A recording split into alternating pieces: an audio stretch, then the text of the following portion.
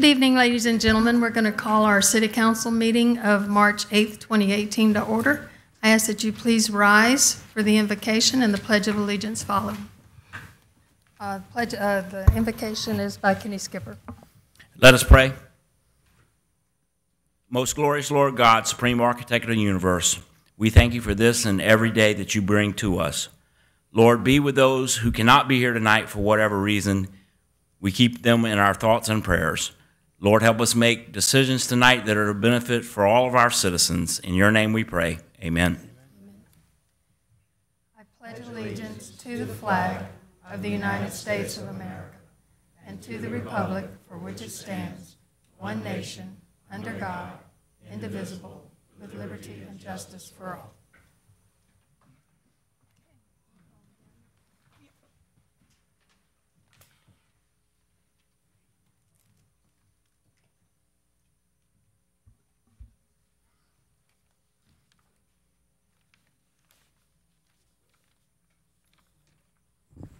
Okay, Madam Clerk.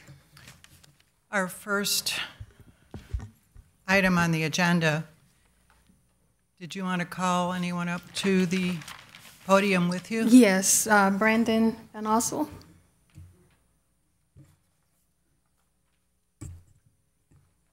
Anyone else? And Chief Burgess. Oh, of course you can come too.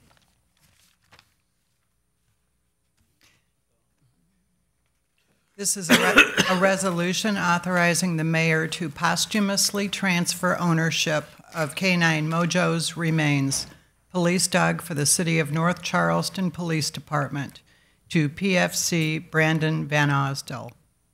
Whereas the City Council of the City of North Charleston has determined that it would be in the best interests of the City of North Charleston to transfer the ownership of K9 Mojo, police dog for the City of North Charleston Police Department, to PFC Brandon Van Osdell.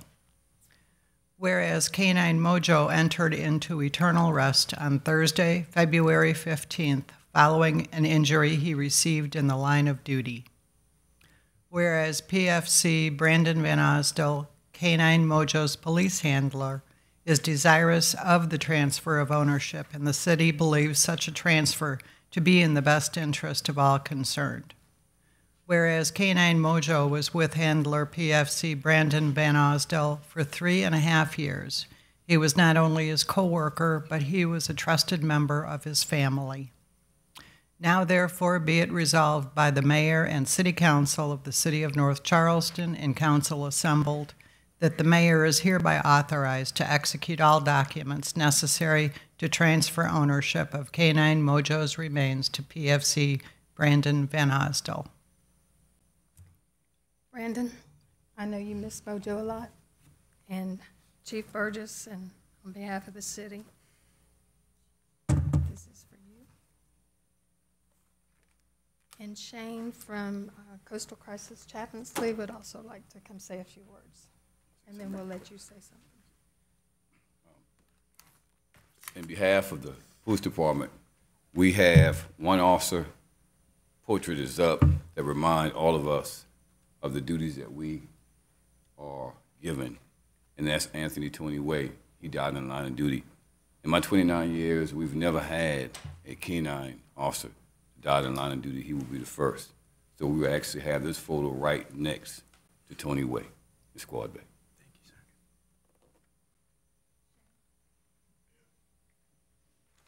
you, sir.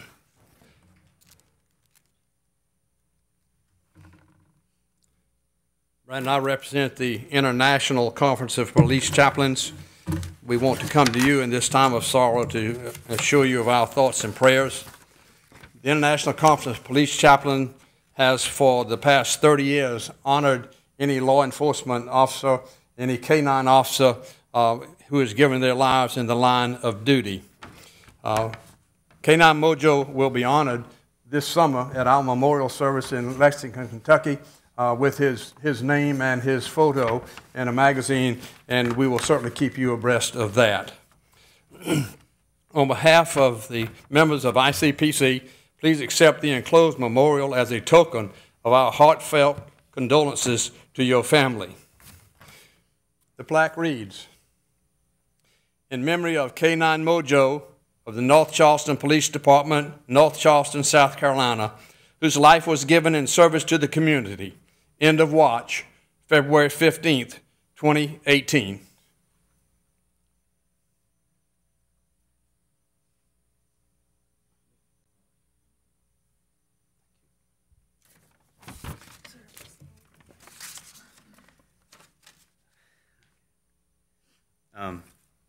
I'm not really good at public speaking, but the love and support that we've received, not only from the city, but the citizens of North Charleston, is more than we could ever imagine. From Chief Burgess all the way down to every patrol officer, every citizen that we've come in contact with. This support, and it means more to us than we can ever put into words, and we want to thank everyone. Thank you.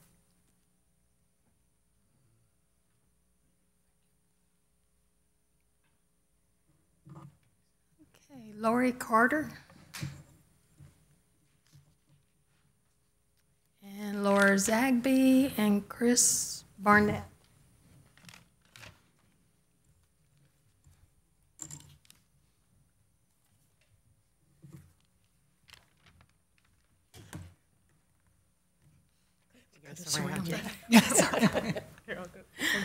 All right, Madam Clerk. Whereas the American Red Cross saw a record-breaking year in 2017 of challenging domestic and international response efforts. Through the support of its volunteers in just 45 days, the Red Cross responded to 6 of the largest and most complex disasters of 2017, including back-to-back hurricanes, the deadliest week of wildfires in California history, and the horrific mass shooting in Las Vegas. In addition, the Red Cross responded to nearly 50,000 home fires in 2017, providing casework assistance to help 76,000 families recover. Whereas in the Low Country, the Red Cross has a long history of helping our neighbors in need. The Low Country South Carolina chapter assisted with more than 430 local disasters in the past year alone. They installed nearly 6,700 smoke alarms with their partners, which include many of our fine fire departments. In our area, the Red Cross handles an average of more than 2,700 emergency military calls every year and collects an average of 30,000 units of blood from our generous blood donors. And whereas across the country and around the world, the American Red Cross responds to disasters big and small, it collects about 40% of the nation's blood supply, provides 24-hour support to military members, veterans, and their families, teaches millions of life-saving skills such as lifeguarding and CPR, and through its Restoring Family Links program, connects family members separated by crisis, conflict, or mitigation. Now, therefore, on behalf of R. Keith Summey, Mayor of North Charleston, I do hereby proclaim the month of March 2018 as American Red Cross Month and encourage all Americans to support this organization and its noble humanitarian mission. Well, I know I personally appreciate all that the Red Cross does for the citizens of North Charleston. I know every time a house fire breaks loose that y'all are right there, and we do appreciate it. Hurricanes, floods, you've been there, and I appreciate it. This is for you. Would you like to say something? I just would like to thank you for giving us this proclamation and also for the partnerships that North Charleston and fire departments and volunteers have done to make us successful in what we do every day. We could not do anything if it weren't for the volunteers who provide endless hours to help during these disasters and emergencies.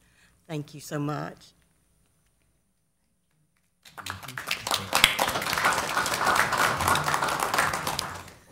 Okay, new employees. Yes, ma'am. As the clerk calls your name, I ask that you please come forward.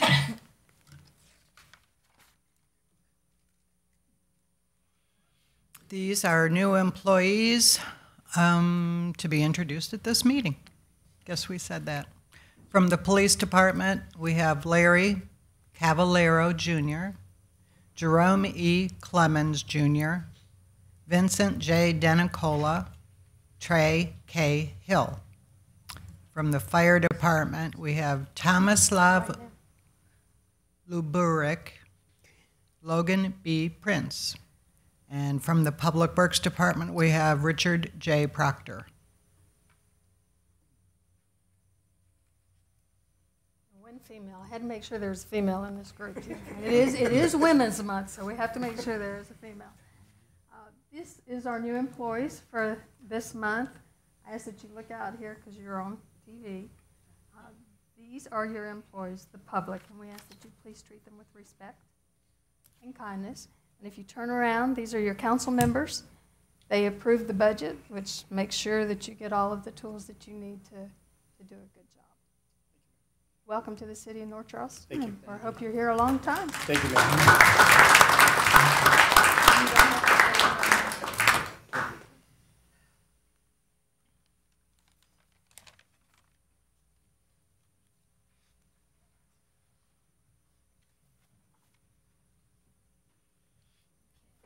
Okay.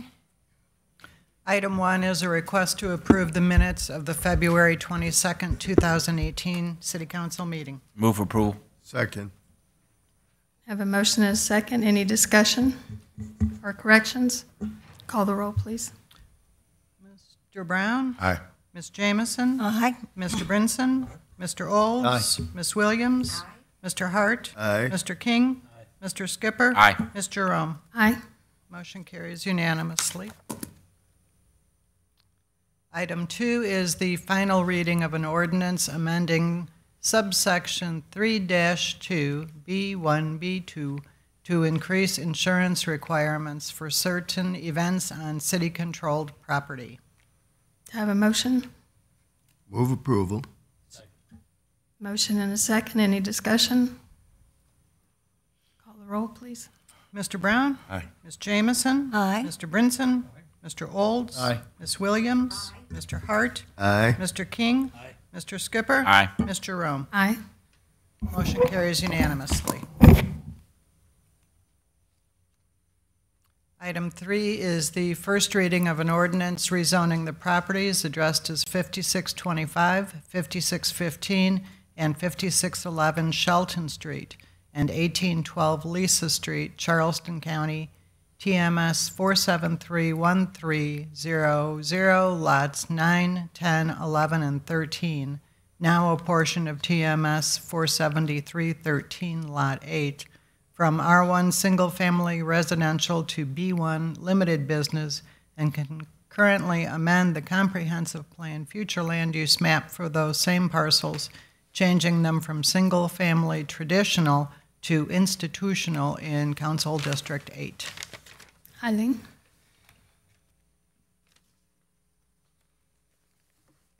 Good evening. This is the proposed rezoning of what were previously 4 separate parcels on Shelton and Lisa Street. That area of the larger Dunstan parcel is currently zoned R1, as requested for rezoning to B1. The property owner is the Charleston County School District, represented by Forestburg Engineering. The area of the 4 properties were each 6,000 square feet, or 24,000 square feet altogether. The area is part of the original city and a part of Council District 8. And this is a picture of the property. What is outlined in blue is the entire Dunstan parcel, and then with the hatching are the areas that are proposed for rezoning along Shelton and Lisa. And this is the zoning map for the property showing the Dunstan parcel, by and large, is Zone B2. The 4 former parcels that are now incorporated in that parcel are currently zoned R1 and proposed for rezoning to B1. And this is the future land use map for the property showing that that area is currently designated for single-family traditional development, but it is now proposed for institutional future land use. So the area proposed for rezoning is located to the rear of the Dunston Elementary parcel in the Charleston Farms neighborhood. The applicant has requested rezoning from R1 to B1 on behalf of the Charleston County School District. The majority of the Dunston parcel is zoned B2, as are most of the parcels along Remount Road. Given the adjacent B2 zoning, staff recommends approval of the rezoning to B1, and the Planning Commission concurred unanimously. Any questions of Eileen? Mr.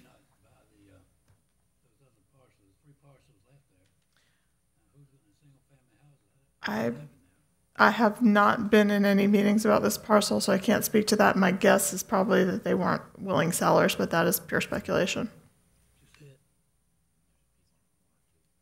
There's one on the corner. Anyone else? Just for fun, Eileen, they're not putting a football field here, are they? It's one of the only places. Okay, without any objection, we're going to send this to public safety.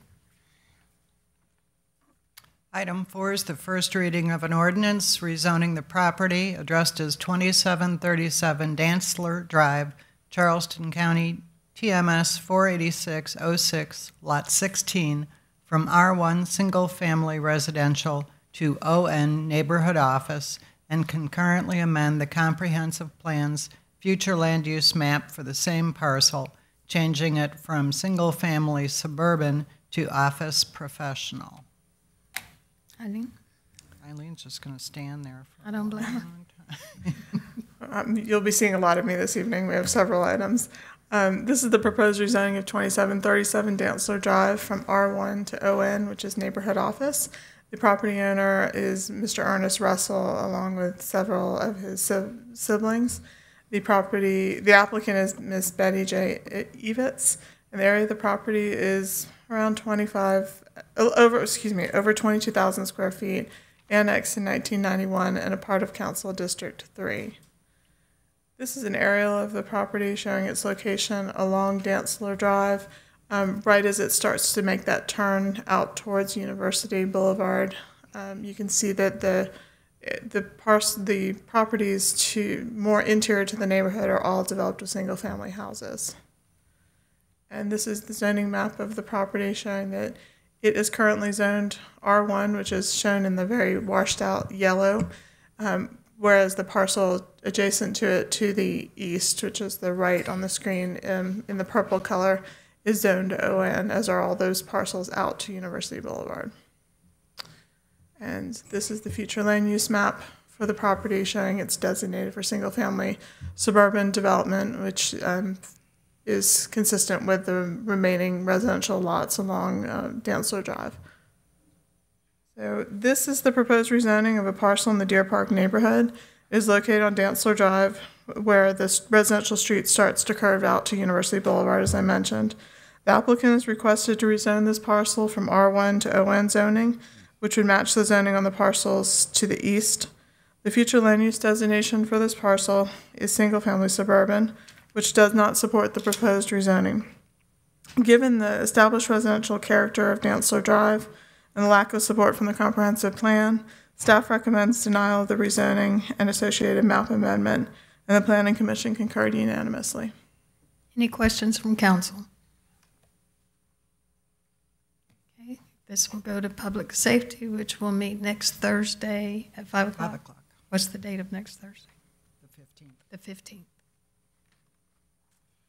Item 5 is the first reading of an ordinance rezoning the property addressed as 7109 Cross County Road, Charleston County TMS 39700, Lot 196, from PD Planned Development, Redondo Truck Parking, to M1 Light Industrial in Council District 6. So this is the proposed rezoning of a parcel on Cross County Road. It is currently zoned PD Planned Development and is requested for rezoning to M1. Property owner is Redondo Properties LLC, also the applicant. The area of the property is just over 11 acres, annexed in 1973 and a part of Council District 6. This is an aerial showing the property. It is located just north of the post office building on Cross County Road and backs up to the Brookdale portion of the Forest Hills neighborhood. And this is the zoning map of the property showing that it is zoned PD, where the properties around it are zoned a mix of M1, which is washed out on the screen, which is what the post office is zoned. And then we have some R1 and R2 zoning around it. And the future land use map for the property, which shows it is designated for light industrial zoning. So this is the proposed rezoning of a parcel on Cross County Road near the post office. The applicant is proposing to rezone from PD to M1. Given the recent change to the zoning regulations regarding freight operations, the applicant no longer needs the PD. Given the future land use designation of light industrial, staff recommends approval, and the Planning Commission concurred unanimously. Any questions of council? All right. Be referred to Public Safety, which will meet next Thursday, the 15th at 5 p.m. Item 6 is the first reading of an ordinance rezoning the properties addressed as 4662 Rivers Avenue and 2065 Polar Drive, Charleston County TMS 47002, lots 11 and 12, from B2 General Business to M1 Light Industrial, and concurrently amend the comprehensive plan future land use map for the same parcels, changing them from major business retail to light industrial in Council District 7. This is the proposed rezoning of two parcels that are located, and the one is located directly along Rivers and the other one is behind it on Polar Drive. They are currently zoned B2 and are proposed for rezoning to M1. The property owner is Mr. Lloyd Lent Jr. The area of the properties together is just around 8/10 of an acre. Part of the original city and also a part of Council District 7. This is an aerial of the property showing the lot's location. It is next to the Livingston's car business there, and directly to the east of the property is, well, there's one intervening parcel, but then there's Morningside Middle School. And this is the zoning map of the property showing that they are currently zoned B2. The property just to the east, which is occupied by a single-family house, is zoned R2. The school is zoned R2, and then the remaining lots along Rivers are zoned B2, whereas the rest of the lots in Morningside are zoned R2 in the orange, and Livingston's operation and moving south from there is zoned M1. And this is the future land use map, which shows a similar distribution of uses to the zoning map, just the only change is that the school has an institutional future land use. Okay. So this is the proposed rezoning of two lots on Rivers at the entrance to the Morningside neighborhood. From B2 to M1, the future land use designation of major business retail supports the existing B2 zoning. Given the established residential character of the Morningside neighborhood, including a single-family house directly adjacent to one of the subject parcels, and the proximity to Morningside Middle, staff recommends denial, and the Planning Commission concurred unanimously. Any questions of council? This will be referred to Public Safety, which meets next Thursday, March 15th at 5 p.m.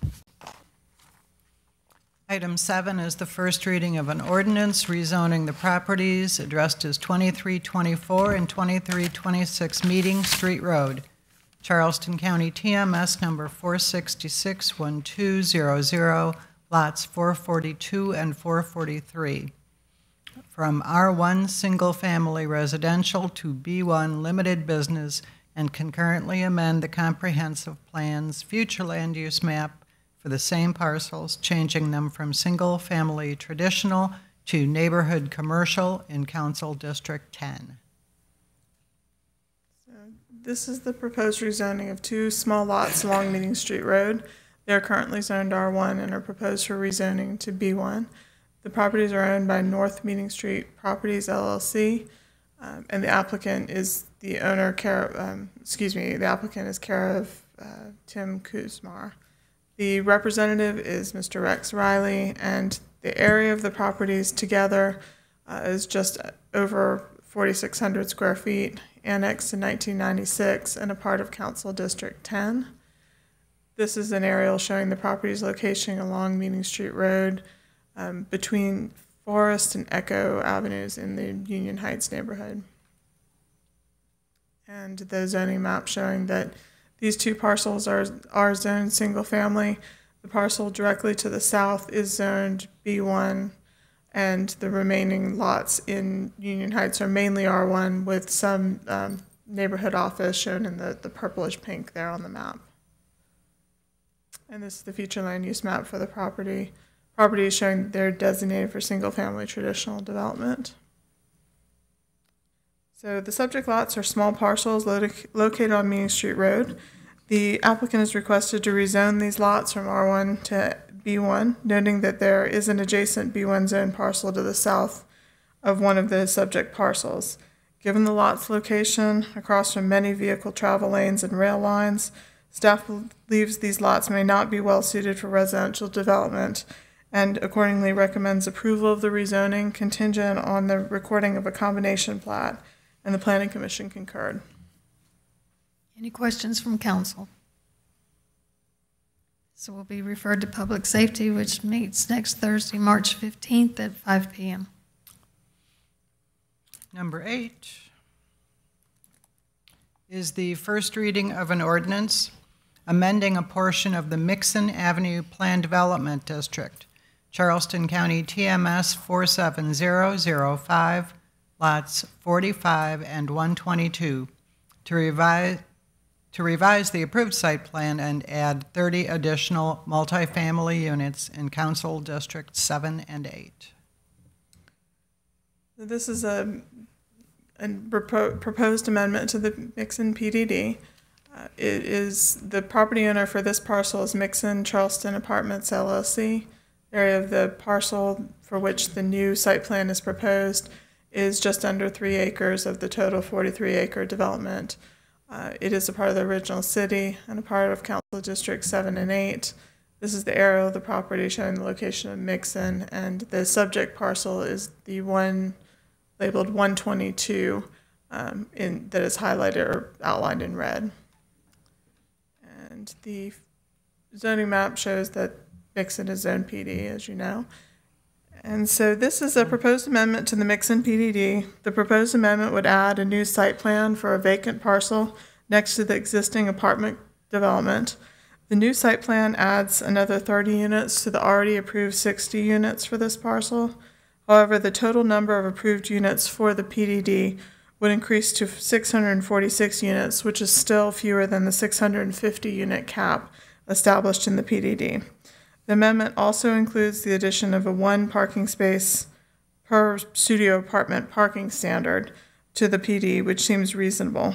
Given the relatively minor nature of the changes proposed, staff recommends approval and the Planning Commission concurred. Oh, I'm sorry. I forgot to Any go. questions from council? Okay, this will be referred to Public Safety, which meets next Thursday, March 15th at 5 p.m.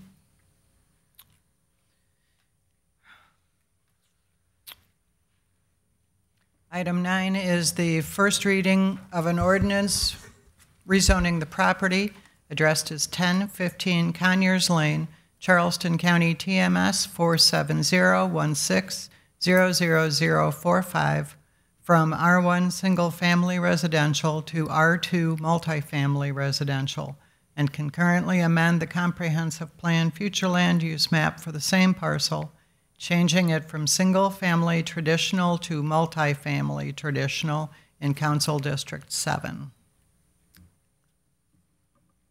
This is the proposed rezoning of 1015 Conyers Lane, which is currently zoned R1, is proposed for R2 zoning. Property owner is Mr. Floyd Simmons. The area of the property is just under 9,000 square feet, annexed in 1972, and a part of Council District 7. This is the location of the property. It's located at the end of, on Conyers Lane, which is a small street coming off of O'Hare Avenue. It is currently developed with a single-family house.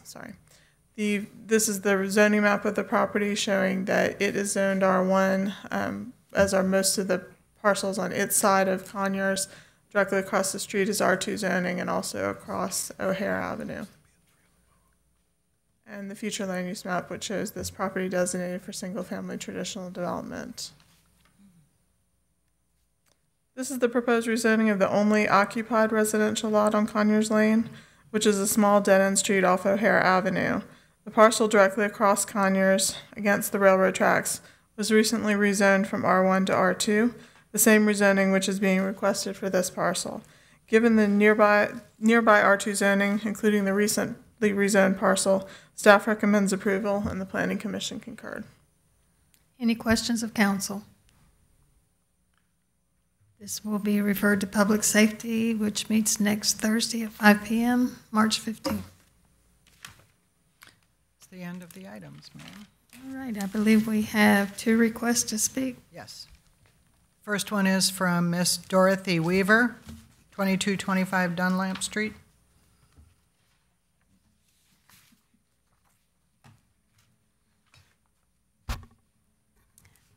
Before you speak, Ms. Weaver, Ms. Weaver's sister was also going to speak tonight. She had a medical emergency, and Ms. Weaver has asked that we allow her sister's 3 minutes in addition to hers without objection. Okay, go ahead. Please give your name and address for the record. Yes, my name is Dorothy Weaver. I live at 2225 Dunlap Street, Charleston, South Carolina, 29406.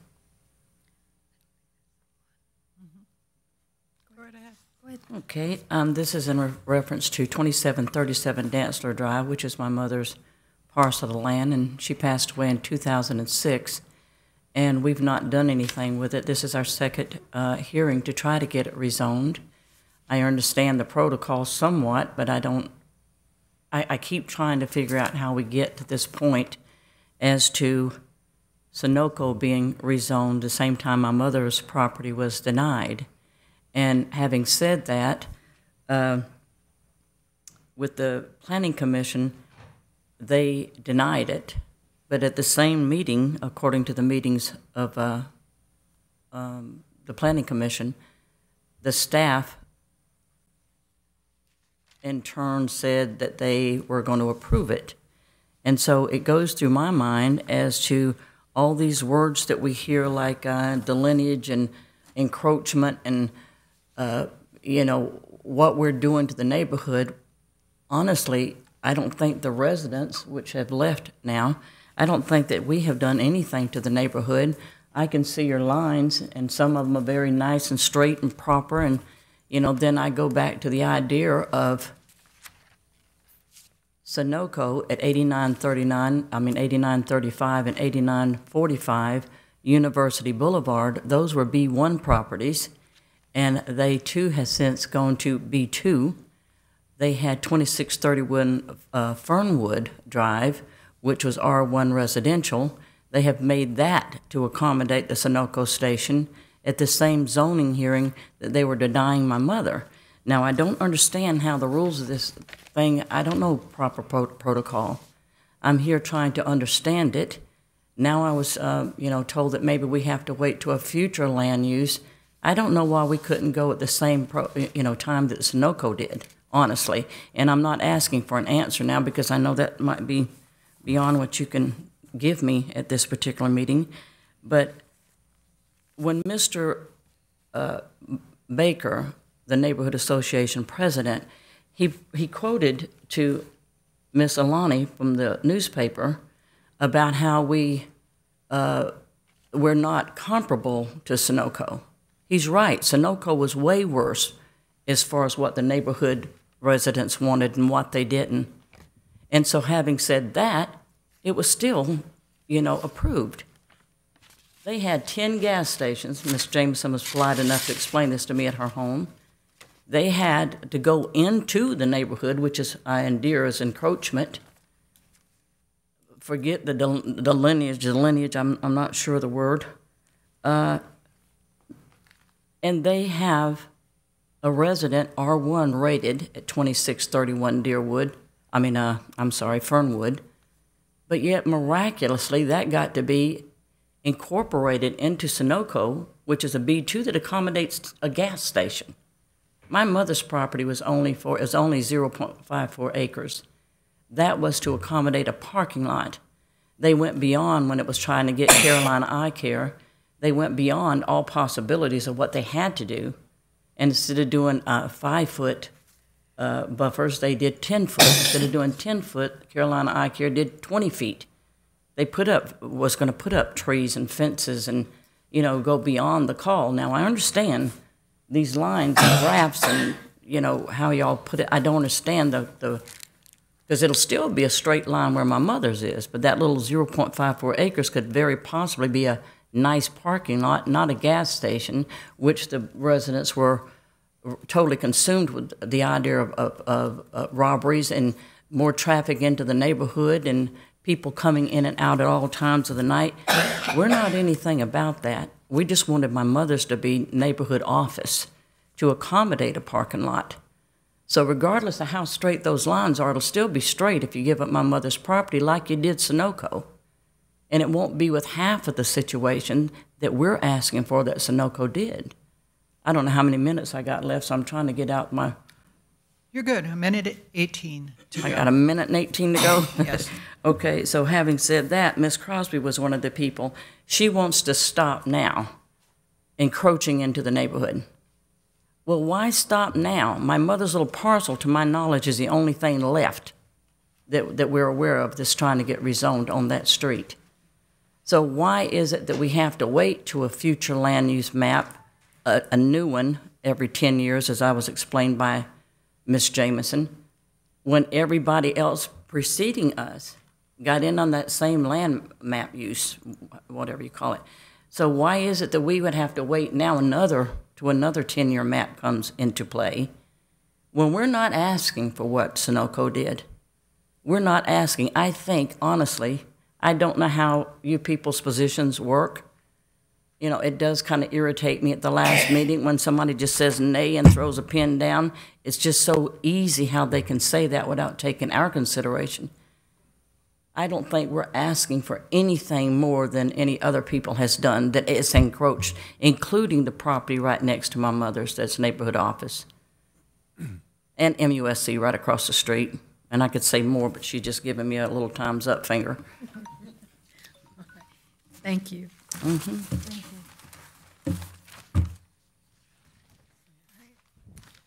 The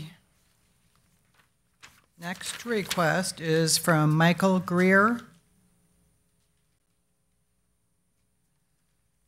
Please Good state your evening. name and address for the record, sir. Yes.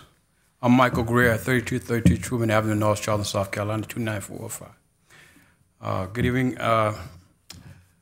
Chairman, all the chairmen and council people and pro tem, Mr. Chairman. A little nervous here. But anyway, I'm back in the front again of this council about a situation, about the zoning situation. It's at 3228 Truman Avenue.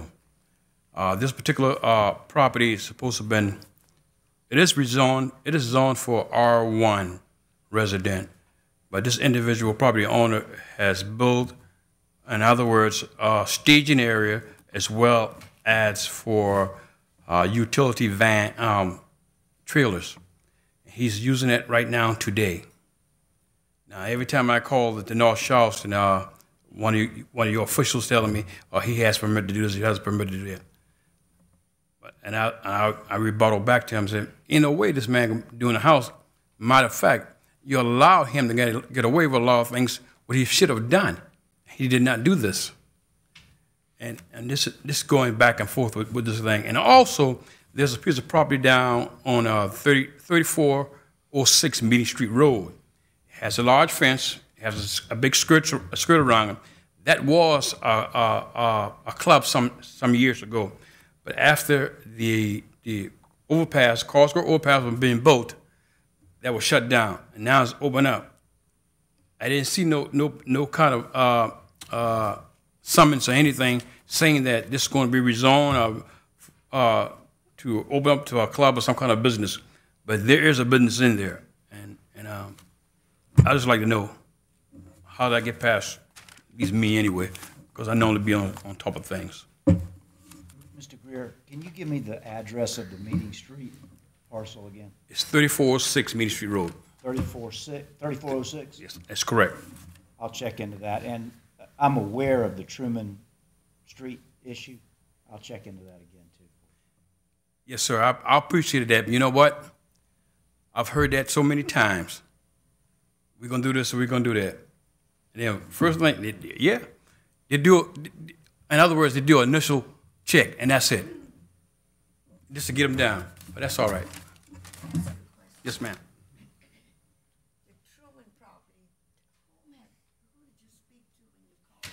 Mr. Briggs. That's him. And you said the property is on R1? Matter of fact, yeah, the property is, matter of fact, the whole area is on R1.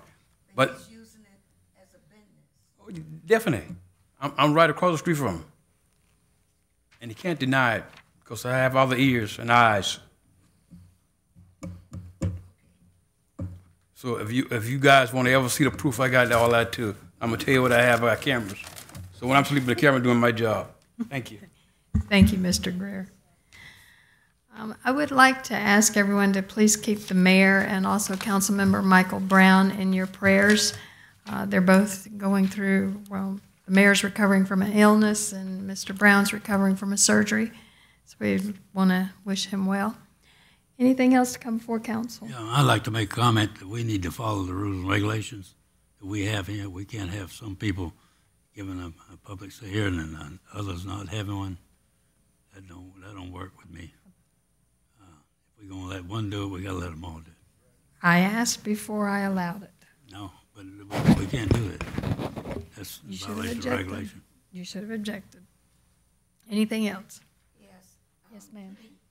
I don't know if all of you know it, but our chief of police a few days ago was marching by himself on Dorchester Road holding up a sign to stop the violence. I've never experienced that in my lifetime. And he was the only one marching by himself on Dorchester Road. I had like 15 people calling me, very happy about it. One gentleman started crying on the phone. He was so amazed and so happy about what our police chief was doing. And I just think it's amazing what he did. And I just want to give him props for that. That's right. He wasn't marching by himself today. Anything else? Meeting adjourned.